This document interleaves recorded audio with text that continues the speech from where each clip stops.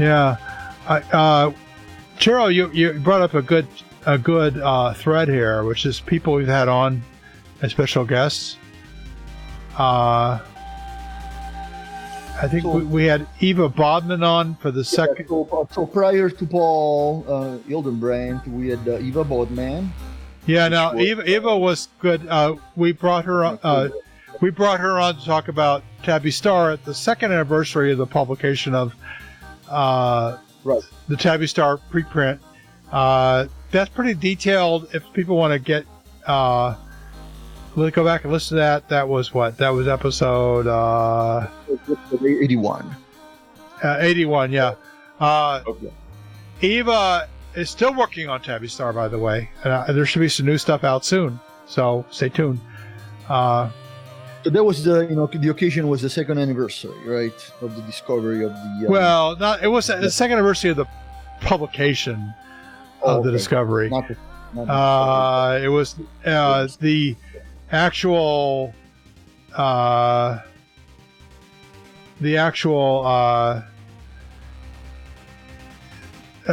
star.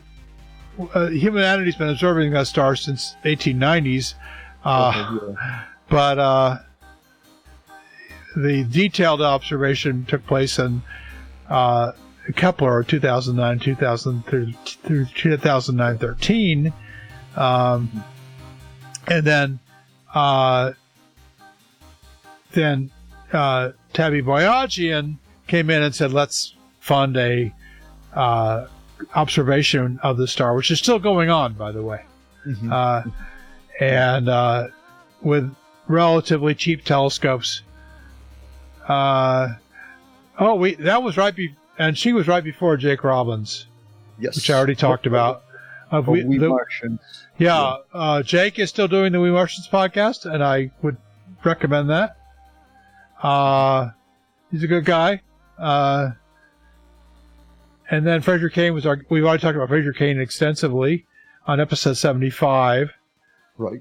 Now, this is a little more obscure. Madison Campbell. Well, Madison Campbell, wasn't she specialist in virology? Yeah. Yeah.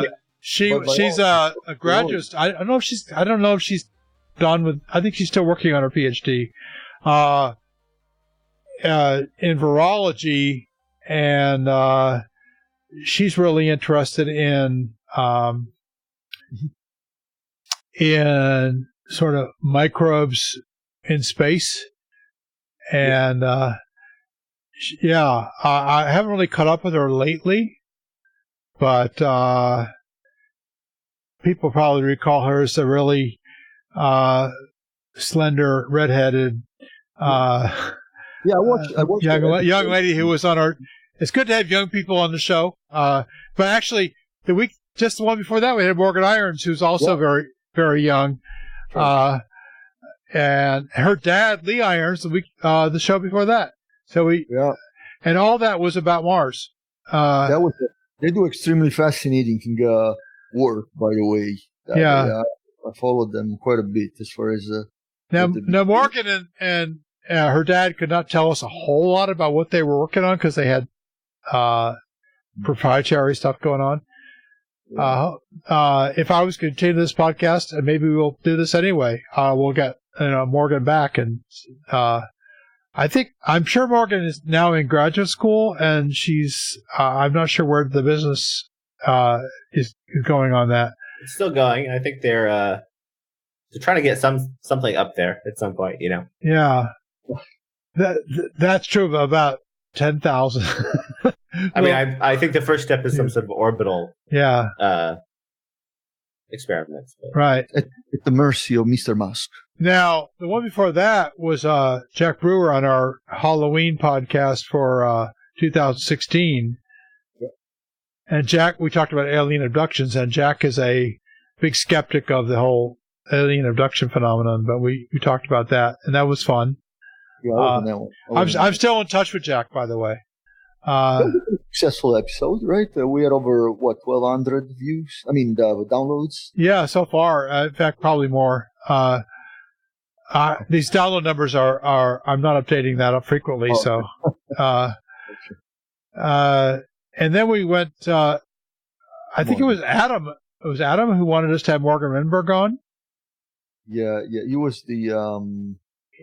He's like a young planetary scientist. Yeah, I know Morgan personally. Well, personally, I mean, just via social media, but I know him well. He's one of the co-moderators of the space community, which I happen to co-own with Fraser and with Dr. Taylor as well.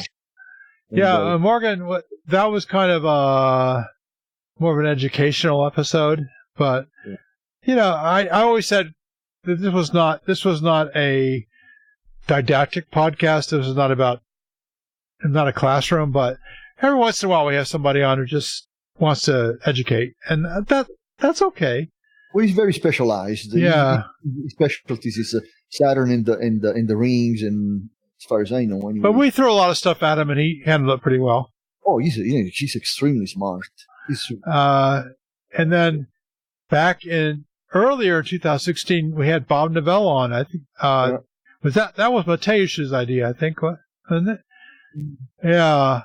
Nick was on that episode. Mike Bohler was on the episode too as well. Yeah, Bob Novella, for those who don't remember, is with the Skeptic's Guide to the Universe, which is a very successful podcast with three brothers, the three Novella brothers, and a couple other people, and they religiously put out an episode every Saturday? I think it's every Saturday. It's on my feed. I have it on my app. I have to say I don't listen to every episode, but every once I'll always look at what the subject matter is and decide whether or not I want to listen to it. But I used to listen to it every week. And there was a big community built. What they've successfully done is they built a community, and they've gotten a lot of engagement around their podcast.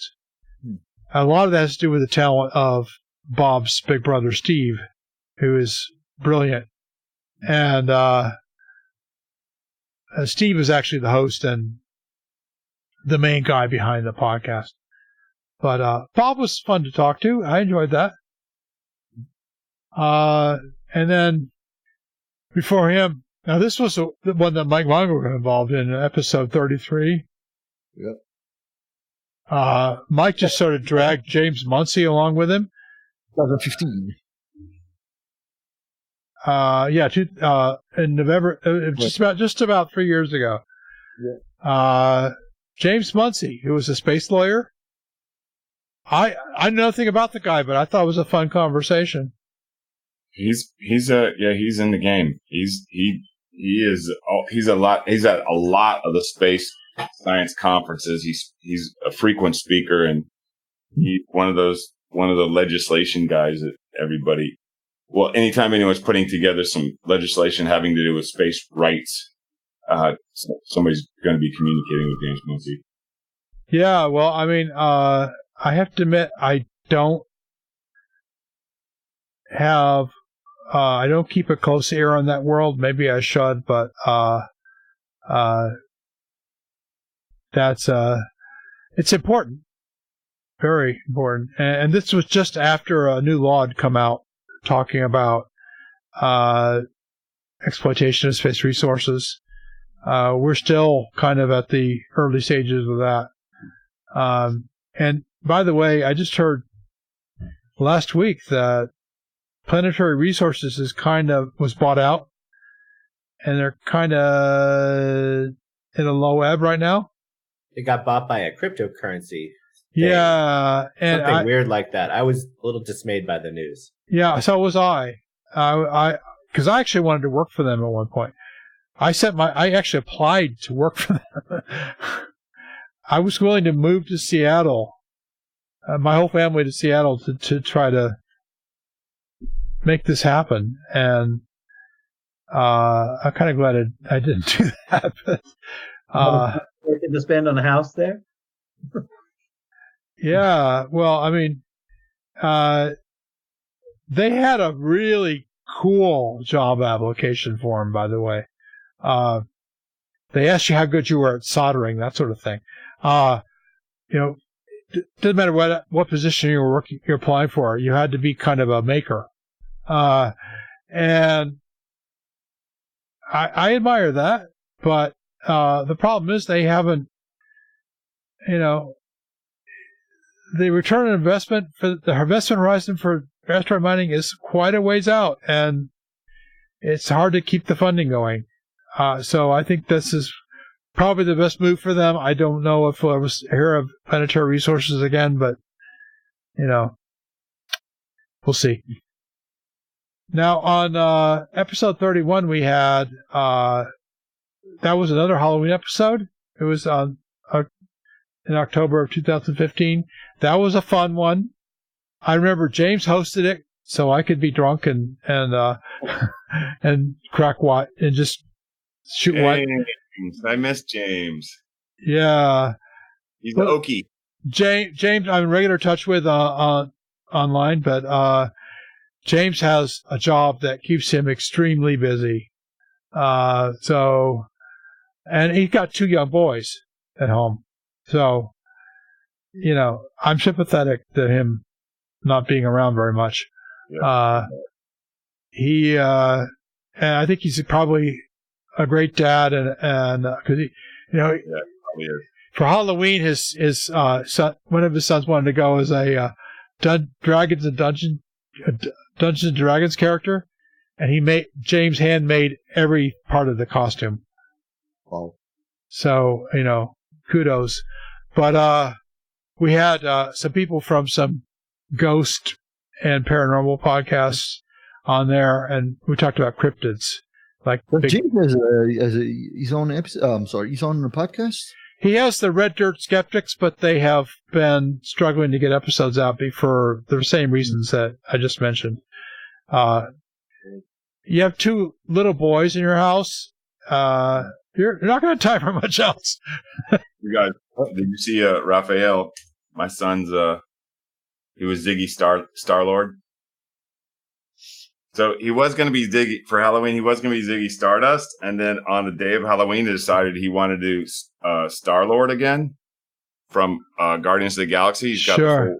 And so I had it's Key West, so these things are available to us.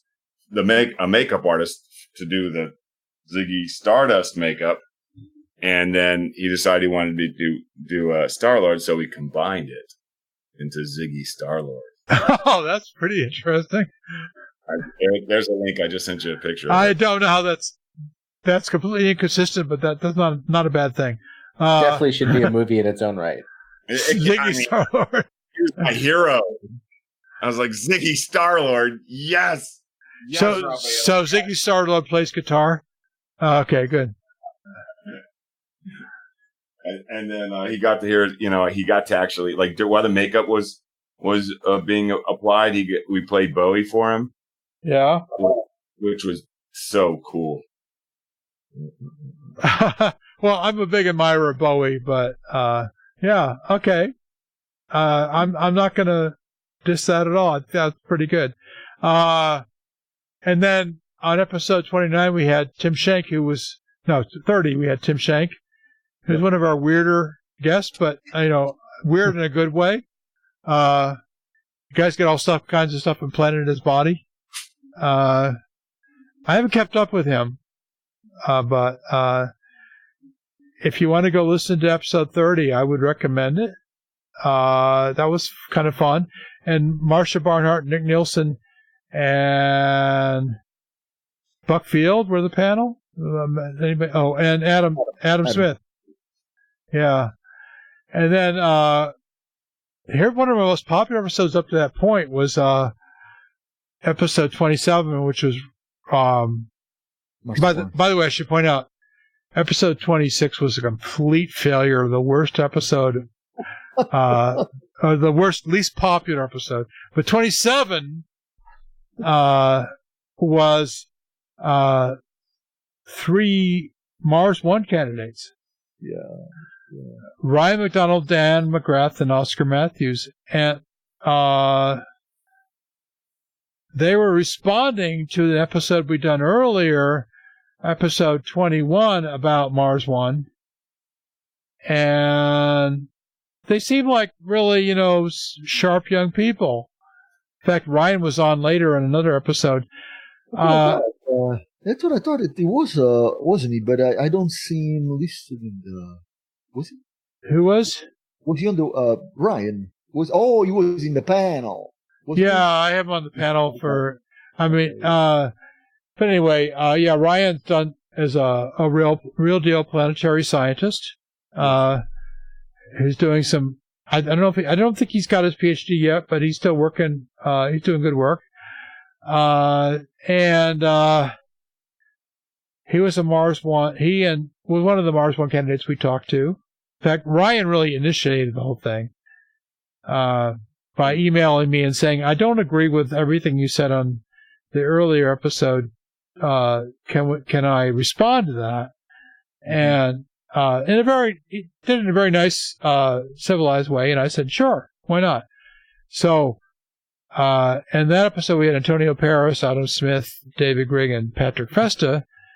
And we talked about Mars One and kind of shed a positive light on it now. But, I think we also came off kind of skeptical about it. What's the latest on that right now, as far as you know? I haven't been following lately. I think they're not doing very well in terms of attracting funding. Mars One. What's the latest on Mars One? Mars One? Yep. Yeah. I think it's more like Mars Zero now. But all the plans for the documentary. I mean, not the documentary. What were they going to do? A reality show to fund themselves? Remember? Yeah. A reality show would be about 3 orders of magnitude less funding than they needed. So, even if it was highly successful. So,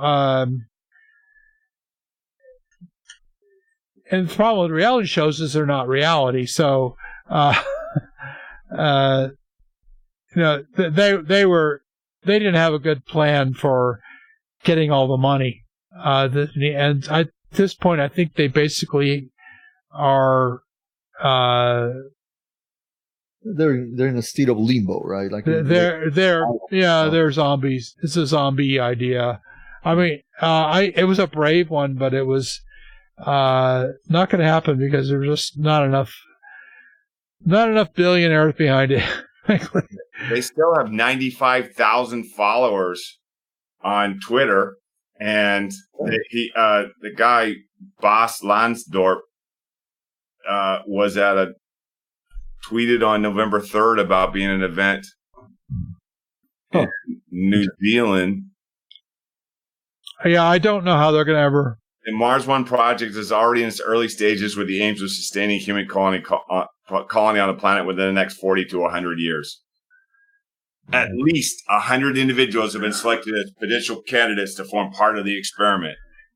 Well, that was where they were in 2015, though. This is November 1st. That's what it said right here. They got frozen. Well, I think they all sounded, the 3 people we talked to were all sounded like they could do it, right? But the problem is the challenges of making that happen cannot be done without a very large expenditure of cash. And that's just not forthcoming. So they had a pretty large amount of publicity back then. They got more publicity than they got money. They got plenty of money. Remember, it was $75 a hit at least to do it. Yeah, not enough. They had like 200,000. and the problem is that they were pretty dependent upon SpaceX to make it happen, but SpaceX has their own plans for going to Mars. So I think that 78,000 sign up for one-way mission to Mars. Yeah. Well, that doesn't surprise me at all. I mean, if I were a young person, I would sign up for that too. Yeah, I mean, you still had to pay. I would still pay. But, nice. This is for people who, and I've heard other interviews with other people who signed up for it. Even a married lady who said, okay, if I get it, my marriage is over, but that my husband is supportive of that. And because he didn't want to go. So, that's fine. But the problem is that the resources required to do this very difficult thing are not small. They are very, very large. They're well within the reach of current modern society in terms of the amount of investment, but in terms of is that investment being directed towards Mars? It's not, by and large.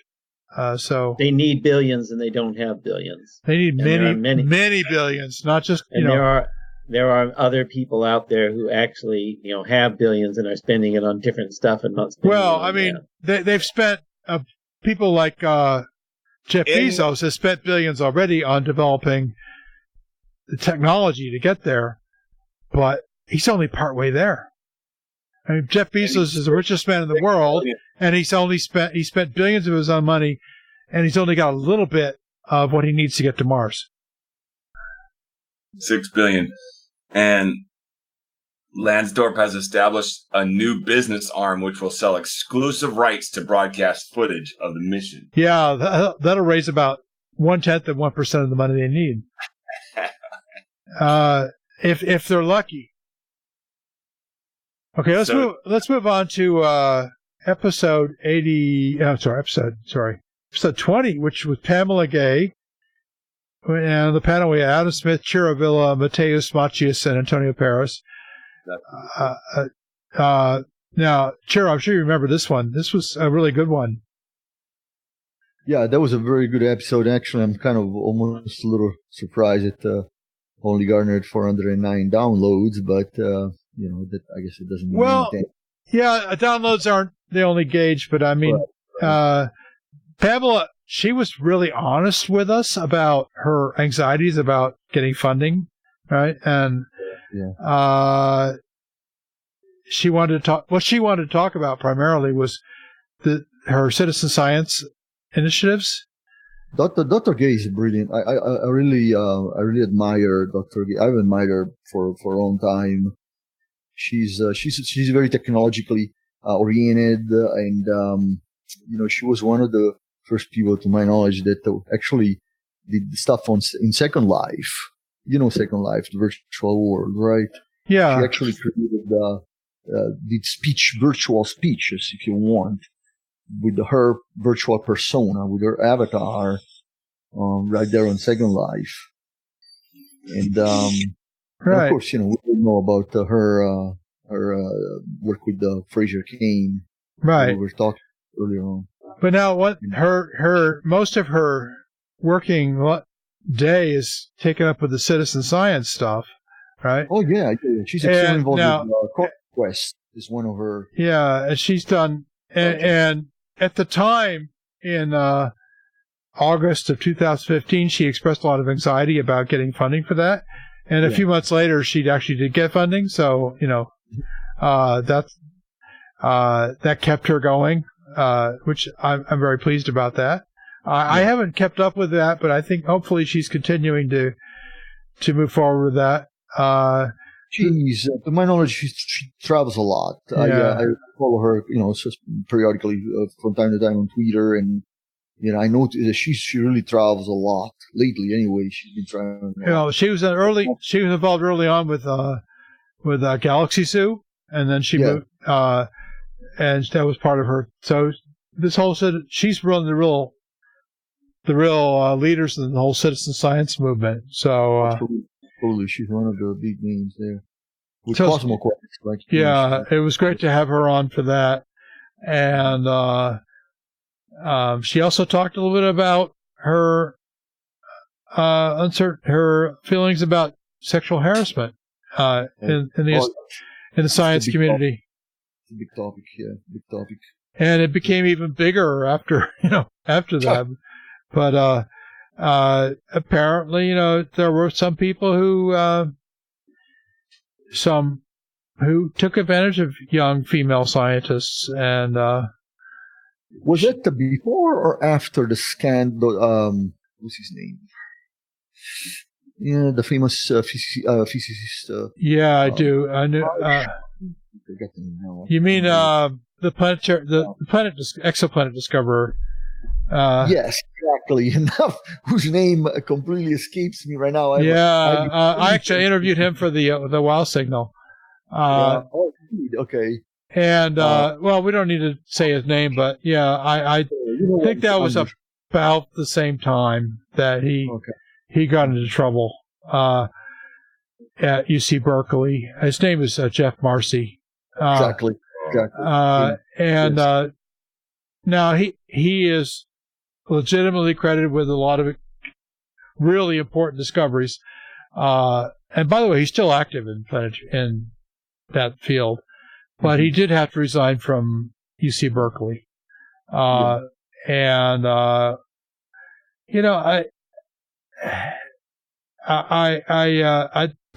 the way, Pamela Gay, I don't think had anything to do with Jeff Marcy. That was completely different situation.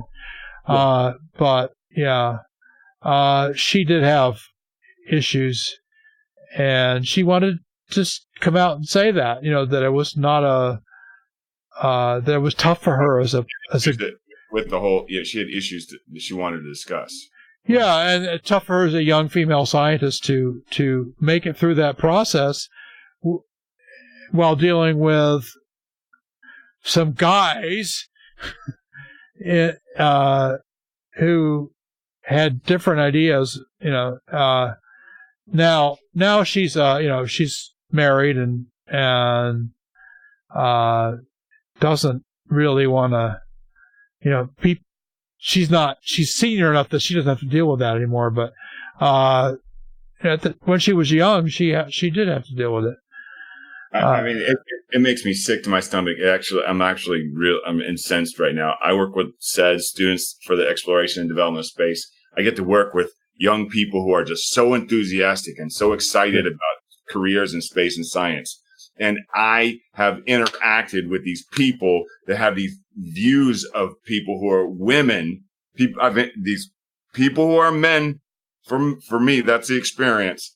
And who have these views of people who are women that are absolutely misogynistic to the point of being misanthropic. And it has happened. And I've worked in so many different organizations now, and that it just continues to go on. And we play it off or put it to the side. We're all right here, we're all a bunch of guys, and it is just. Guys will say stuff to you because you're around just a bunch of guys and they think it's legit and it's okay.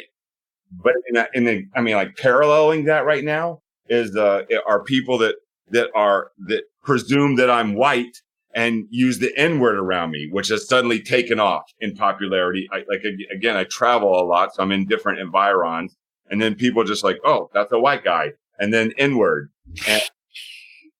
and these things. It is so atrocious because here's why. You meet people who are so much to contribute and so much to give and so much and this enthusiasm to make the world a better place, and some lecherous person undermines their integrity. Stops that process. I have spoke with people who are women personally, who have changed their careers as a consequence of interacting with primarily a bad professor, but it could be peer in a leadership position. And that's why organizations like SEDS is, we are so dedicated to equality, diversity, equity, and then you have the Brooke Owens Fellowship that now is in its third season of giving fellowships to young women who want to pursue careers in space and astronautics and aeronautics. And these important organizations like Virgin Galactic is very involved in that. And Lori Garver is another giant ally, Will Pomerantz. People that are just stepping up, and people that, how about this? What about space science conferences? Have you seen any panels this year talking about diversity or women in fields that were all men in any of the space science conferences? I sure have. You just follow my Twitter. I call them out. Like, it's like, I have made a commitment. If the conference does not have 50% female, I'm not interested in. I'm just not. Like, if they're not making a point, not necessarily of attendees, but for speakers. Some of the biggest space science conferences, who I'm not calling out. Some of the biggest, but I do on my Twitter stream. They do not make a point. They do not go out of their way to look for people who are women. Just women, much less people who are black or people who are LGBT, for instance. Or how about this one? This is one that people forget all the time. People who are from like difficult economic situations. Young people who are amazingly gifted and talented in space and science. It is really expensive to go to these conferences, as all of us know. And so to come up with an extra $1,000 or $2,000 to go to a space science conference, they may be the best in the field, but they can't afford it. And these space science conferences, a lot of them are just to make money. They're strictly money makers. That's great. There's no problem with that. But because of that, they certainly could put a little more effort and energy into making sure that it's a more even playing field for everyone. Okay. Woo! Sorry. Thank you. Let's see. On episode 16, we had Brian Coverline to talk about astrophysics, and I think we got about 20% into the number of topics we want to talk about there. Ciro, you were there, as were Adam Smith and Patrick Festa. I wanted to have Brian back, but Brian, I don't know what happened to him. I don't know. He started writing for Forbes, and then he kind of disappeared off the map. Well, he's been fighting very tough battles against science deniers and pseudoscience advocates and electric universe promoters. Oh my God, those people! Oh yeah, there's year-long threads on his blog of him fighting with people. Well, I have to admit, I haven't followed him closely. He's been attacked a lot by the electric universe crowd, for the most part. Oh, that's unfortunate. But somebody's got to do it, but you got to choose your battles too. Yeah, well, I mean, I think he chose his battles. Now, I think he still teaches at the University of Rochester, doesn't he? Yeah. But, he was pretty good at explaining astrophysics topics, and he's a smart person. I never got to everybody I wanted on that. Like, what guy's name? Rhys Taylor. Dr. Rhys Taylor, yes. Yeah, Rhys Taylor. He's good. He was at SED. He was, I'm sorry, not SED. He was at the Arecibo for a period of time, but yeah. We never got him on, but I wish we had. The other one was Evan Siegel. Yes. Yeah. Oh man, Dr. Siegel. Yeah, he's good. He's very good at explaining. I mean, he's very opinionated, But he writes a lot. That guy is so prolific. He writes articles after articles on Forbes magazine. He's got his own blog, and he appears on shows on TV and stuff. Yeah, he's very energetic. I like him. He's very opinionated, but that's good. I like the opinionated stuff. Let's see. But he's also very thorough in his explanations, though. His articles are very, very, very detailed. Yeah, I wish we'd had him on at least one more time. Brian. But Evan Siegel would have been a great guest, too. Yeah. Part of the problem with the Unseen podcast, since we were doing everything on Friday nights almost, that was not great for everybody. So, with Wow Signal Live, or whatever it is we end up calling it, we'll have more flexible hours and days, and so hopefully get more people on. An episode. The reason I mentioned that about the reason I went on that rant is because I really appreciated Pamela Gay bringing up that topic on Unseen Podcast. Yeah, and so did I. She was speaking from authentic experience and firsthand experience. Yeah, and I think that's one of the reasons we don't have a lot of young women going into science, because it's pretty tough emotionally and to deal with that extra burden when you have so much other stuff to get done. Already you have to fight against the stigma to begin with, because we all know that there's still stigma that women cannot, right, Mike? Women cannot do this. A lot of people, and the people put that out there, are often people in positions of authority. Exactly. So they have to face that right off the bat. Off the bat, and then on top of that, you have to fight against the harassment that comes from. I'm biking on the street today in Key West, and it's hot. It's 80 something degrees. There's some woman's walking down the street. She's in shorts. She's walking down the street, and as a van passes by with two guys in it, and they give her this honk honk, and like. It took me a second to figure out what was going on here. It was like, whoa, that's such a drag. Mm. And that kind of situation, that the little comments, the little touches, the little innuendos, all that little stuff, all that drag that we as men generally do not have to deal with. Right. Generally. Why? And that people who are women face constantly, particularly in these fields. And then you have people that really wreck it, like Marcy did, and then don't own to the situation, and then even what's his name, the physicist Feynman? Yeah, Richard Feynman. Yeah, Richard Feynman. I mean, in his books he talks about how he traded the purchase of a sandwich for sex. And he talks about women, the words he uses to describe them. And this is back in the day. And you're like, oh, he's so charming and these things like that. It's not that he wasn't a genius. It's that we have to acknowledge this other stuff took place and agreed. It was a different time and a different era. Yeah. When I was growing up, I'm 53. When I was a kid, half the people who are women in my neighborhood didn't have driver's licenses. Mm-hmm.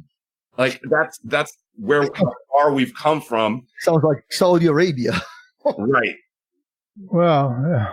And so it's people in positions of influence, such as everybody here, who have to make a point to say, hey, don't be a D-bag. You're really messing it up for people.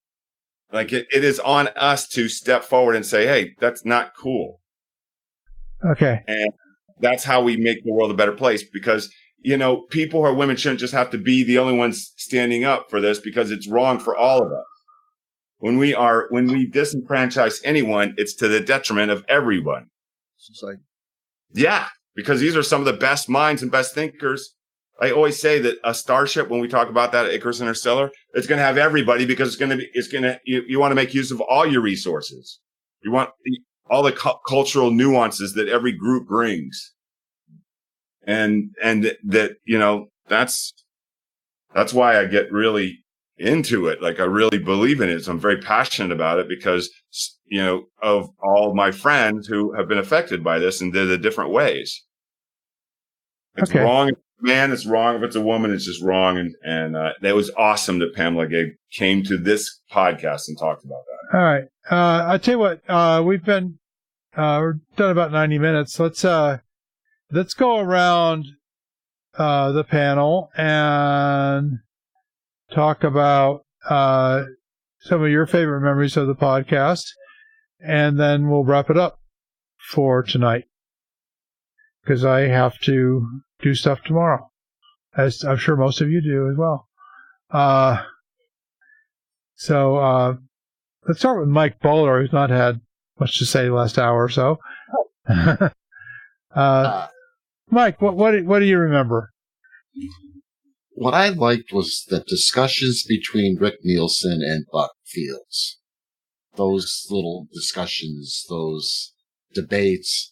I was hoping we were talking at one time debating, I forget what the topic was, but it was just the two going and arguing back and forth, kind of debating how, I can't even think of any one particular, it was just all of them were just so, enlightening, I guess would be the best term. I mean, I'm listening to them, the two, make these discussions, and yeah, it was, kind of, I mean, I like, Rick's, his blogs. I subscribe to him. I read them all the time. And it's, like just hearing those two talk, and then really just about anybody else,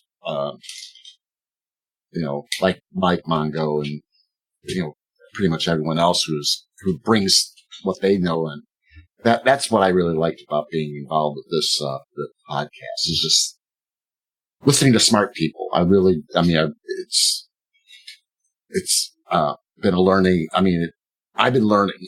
It's been as much a learning experience for me because I'm like, Mike, when he was talking about, getting people, I'm starting with a new company, and, I'm actually going to be working on, besides my billable stuff, trying to develop the programs to improve our employees, attract good employees, and so on. And to just what he was saying earlier, that these people are being turned away because of some jackass who makes the wrong comment, or makes an inappropriate comment, so they don't feel comfortable. I'm trying to press for our training is to be able to take anybody and treat them equal. Don't even make distinguish between someone who may only have a few years or less than a year experience versus someone with 30 years experience. Trying to treat everyone equal, get the information to them so they can join the team and succeed. I mean, I'm really excited about contributing to that, and so those are my takeaways from the Unseen. Learning good stuff, learning important stuff. Okay, let's see. How about Sam Lichtenstein? What do you remember that? I enjoyed Nick and Buck's spontaneous discourse on philosophy of mathematics, which I was probably the only one who listened to that episode. But it's very unusual to find people who are interested in these things, much less two people on the same podcast. So that's one thing I like about this. But yeah, it's just an interesting group of people. And I also like shitting the shit with Paul before the shows, asking him my dumb questions about satellites and things like that. One of my favorite memories, Sam, was you drinking yourself at the table with a bottle of bourbon during one of our episodes. I think that garnered quite a bit of laughter. I don't know if you remember that or not. You probably don't remember that.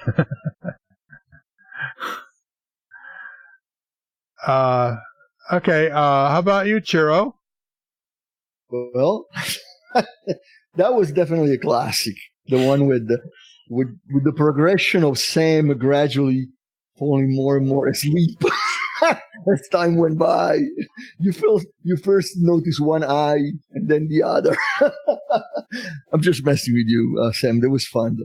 But no, in general, I enjoyed both the serious intellectual conversation as well as the silliness, the cowbells, right? So it's a little bit of a mixture for me, but it was an interesting journey. I wish that I had been more, I had the opportunity to participate into more episodes, but I was glad, obviously, to be able to make it to this last one. So, yeah, good memory. I hope that we can somehow revitalize something, whether it's with the, occasional WoW podcast that, like you were talking about earlier, Paul, that could be a little bit more loose, like the Unseen podcasts have been, maybe. So yeah, so I hope that we can somehow kind of do something similar in the future. Okay, let's see. I'm going to go to Mike Mongo next.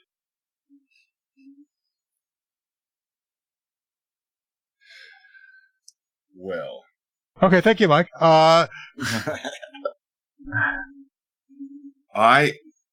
For me, actually, one of the things about Unseen Pod, I was always trying to figure out if Paul was drunk or not. Like it was like one of my major things. I was like, is he drinking? Has he been drinking? Like, is he drinking? Yes. I could never. Yes. The answer is yes. Like sometimes he was looser and sometimes he was tighter. And nonetheless, holy smokes. Paul, you are a smart guy. You know a lot about a lot. You're one of the most informed people I've ever worked around. Well, you're exacerbating my imposter syndrome. Because I think I know nothing. You are. I like how you're sort of the dad of the show. You kept it on the rails, Paul Carr, and you let us talk about pretty much anything. I never felt criticized or censored. I've always felt respected, and I left every episode that I was on smarter than when I arrived. For sure. Well, if you listened to if you've been involved in all 97 episodes, you'd be a genius by now. Okay, now natural limitations here that I'm working with. Now, the person who's been in the most episodes other than myself is Nick Nielsen, so I'll let Nick go last. Thanks, Paul. Yeah, I would like to memorialize these years of great conversations and learning a lot from everybody we talked to here and the guests that I missed a lot of the high profile guests, but I'd like to go back to the very first episode where we had Ben Tippett of the Titanium Physicist podcast. And that was right off the bat, that was a good experience in the first episode. And I didn't know who Ben Tippett was at the time, but later on I went and looked up some of his papers, and he wrote some quite funny and amusing papers, on the humorous, boundaries of physics.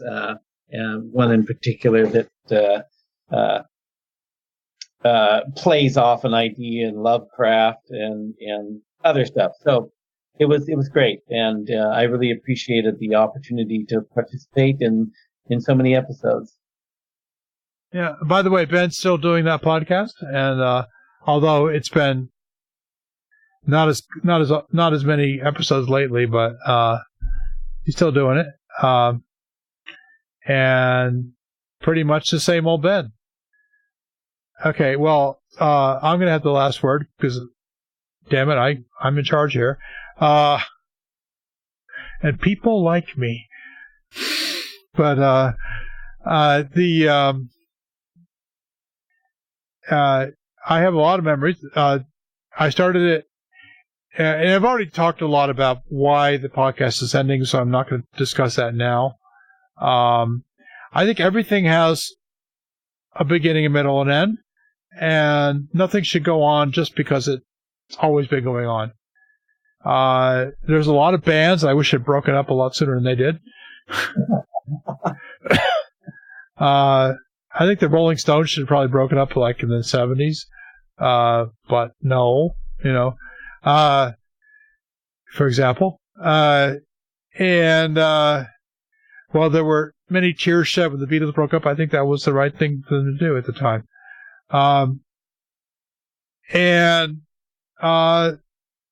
So we're breaking up this band. There's going to be a new band, which I can't promise will be a better band, but it'll be different. That's all I can say. It'll be different. I'm not giving up podcasting. I'm just giving up the Unseen podcast, and for reasons that we've already been over many times. So I'm not going to rehash that. But if you want to continue listening to this kind of discussion, subscribe to the Wow Signal podcast, and what we're doing essentially is spinning this one back in. So we're not really killing the Unseen podcast, we're just spinning it back in to its original parent podcast. And I hope there will be a lot of panel discussions in the future, very similar to the almost 100 that we've had so far on the Unseen. And I think it's been training for me. It's been a kind of learning experience that I regard as extremely valuable. And I'm grateful to everyone who participated, all the panelists and all the listeners and the Patreon subscribers who participated in the podcast in their own way. We never got the engagement that we'd hoped for from the listener community, and maybe there's a way to do that still, and we're going to try to keep that happening. And so stay tuned, and there will be more coming. The topics that I'm really fascinated by, which are things like, is there other life in the universe? And if so, is it trying to communicate with us? And the very cutting edge frontiers of science, including some of the crazier ideas, which are probably wrong, but still are interesting. And the human future in the solar system. And I hope I live to see most of that or some of that. And while I do live, I'm going to try to keep you aware, my listeners aware of what's where that cutting edge is and where that discussion is, where that conversation is that's going on. And I hope you'll participate. So see you then. And so again, go to wowsignalpodcast.com to learn more. This has been. Hold on, Paul. Wait, before you cut it off, I gotta ask one question. What was your favorite moment? Well, favorite or most compelling? Favorite was probably lolistening to the James and the other guys talk about cryptids on the Halloween podcast, because I was pretty loosey-goosey and enjoying myself a lot. Probably the most interesting moment was when I was crawling underneath my table and Nick and Sam were talking about the philosophy of mathematics. and whether math has any ontological status, which I still think is a fascinating question that's not resolved. Anyway, cool. We had a lot of good stuff, and I do hope that we'll have more of that, more good stuff. And many of people on the show tonight will be involved in that. And some who aren't on the show tonight will be involved in that. So, and people we haven't even met yet will be involved in that. So, let's keep it going. You can always email me, wowsignalpodcast@gmail.com if you have any ideas or questions. And music by DJ Spooky. Good. Who we've used the same music throughout by DJ Spooky, and I'm grateful to him for making it Creative Commons, so it wasn't an issue. And that is all. Goodbye.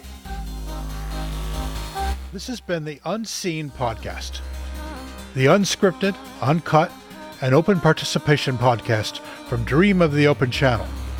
For more information, including show notes for this episode, please visit unseenpodcast.com. You can also follow us on Twitter @PodcastUnseen. The Unseen Podcast is produced by Paul Carr and is released under the Creative Commons Attribution Share-alike license. Music is by DJ Spooky.